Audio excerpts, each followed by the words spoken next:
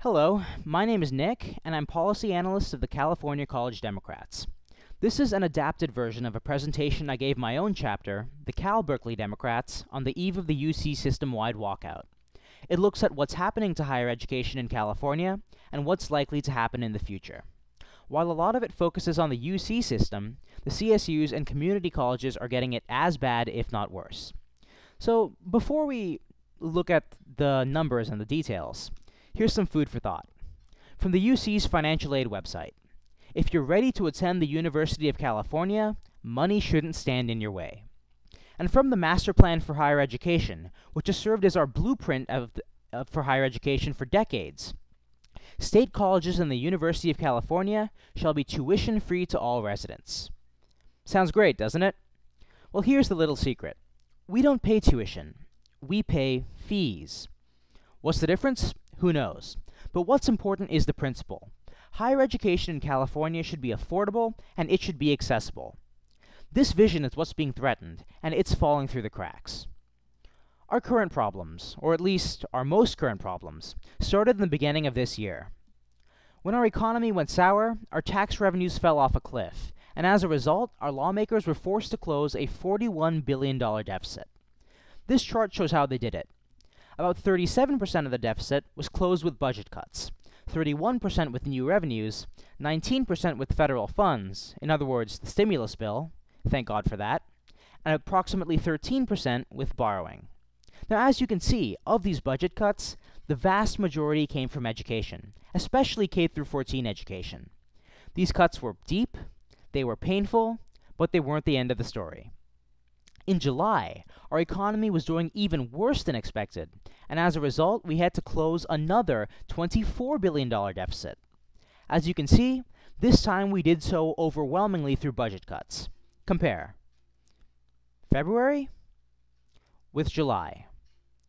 The reason is simple. Republicans decided that they weren't going to support any tax increases whatsoever regardless of merit. It doesn't matter how pragmatic they were. It doesn't matter how much sense they made. If they were taxes, they were dead on arrival. And even though Republicans are the minority party, the arcane rules in Sacramento allowed them to do this. We need a 2/3 vote to either pass a budget or raise taxes, so the minority effectively had veto power. As a result, we were forced to make these painful cuts. $6.5 billion from K-12 and $2 billion from higher education. Once again, the budget was balanced on the backs of students, and our current problems were thrust upon us.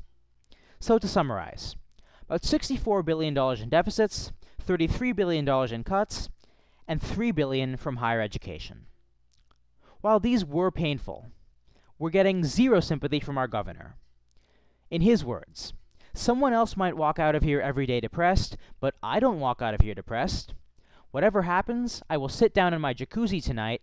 I'm going to lay back with a stogie. Stay classy, Arnold.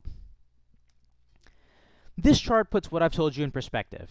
It looks at how UC, CSU, and community college fees have been rising over the past decade, adjusted for inflation. As you can see, they've all approximately doubled. That's right, public university fees have doubled in only 10 years. And at the same time, families haven't been getting any richer. In fact, they've actually been getting poorer. So while paychecks have been decreasing, fees have been increasing astronomically, and as a result, many students are being priced out of an education.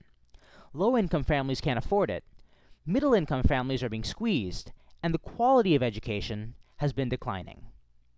Unfortunately, none of this is new. It all fits into a larger pattern of state divestment from higher education. In our K-12 system was ranked 47th in the nation in per-pupil spending. This was before the budget cuts in February and July. Now we're more likely 49th or possibly even 50th. This is, quite frankly, pathetic. In higher education, since 1990, state funding per UC student has fallen approximately 40%. Sacramento has not been keeping up its end of the bargain, and as a result, our fees have been rising uncontrollably. Since 2000, UC fees have already risen 93%. Once next year's fee increases go into effect, they will have risen 153%. CSU and community colleges are in the same boat. The vision of an affordable, accessible education in California is under grave threat because Sacramento has been asleep at the wheel. I don't have to convince you that these increases are wrong, but don't just take my word for it. According to the California Business Roundtable, higher education is key to the economic future of our state. More and more jobs are requiring higher ed degrees, and meeting this demand will be, quote, critical to the economic competitiveness of California. If we fail to invest in higher education, quote, we are likely to lose the edge we now have over other states and international competitors. This tells us the obvious. If our state is to be successful, it must invest in its people. Education and higher education are really the future of our state. Speaking of the future, it's not pretty. Unfortunately, the worst isn't over. California faces persistent structural deficits for years on end. The reasons are multifold. The taxes approved in February are temporary. We're going to have to come to terms with our borrowing. We did many one-time accounting gimmicks that we can't repeat, and federal stimulus funds are drying up. But the bottom line is, unless we find new revenues, we're going to have to make more cuts, and we cannot afford these cuts. This chart provides an illustration of what the future looks like. And it's actually gotten worse since I've made this. For every year until 2013, we are going to face tens of billions of dollars in deficits. This means we're either going to have to close it with new revenues or with cuts. It's either one or the other. If we want to avoid cuts, it's imperative that we find new revenues. What new revenues can we look for? One is an oil severance fee. Right now, oil companies drill in our lands and profit from our resources, but we don't charge them a cent. They get our oil for free. An oil severance fee makes sense. In fact, it makes so much sense that California is the only oil-producing state without a severance fee. Even Alaska has one. Sarah Palin, of all people, raised it to 25%. And there's a bill in the legislature that would put an oil severance fee in effect. It's Assembly Bill 656, and it's sponsored by Alberto Tirico. It would place a 9.9% severance fee on oil companies. Again, very reasonable. 9.9 compared to Alaska's 25%. And it would raise $1 billion. Every single penny of this $1 billion would be reserved for higher education. This would be a welcome boon. Now, it wouldn't be a silver bullet. We took $3 billion in cuts this year, but it would definitely be a step in the right direction. Oil severance fees are also popular. Recent polls have found them getting 66% support among Californians. It's good policy, it's good politics. The only question is whether we can mobilize to make it happen. In conclusion, the latest budget cuts have absolutely devastated our universities. Students, faculty, and workers are all feeling the pain. Our fees are rising uncontrollably.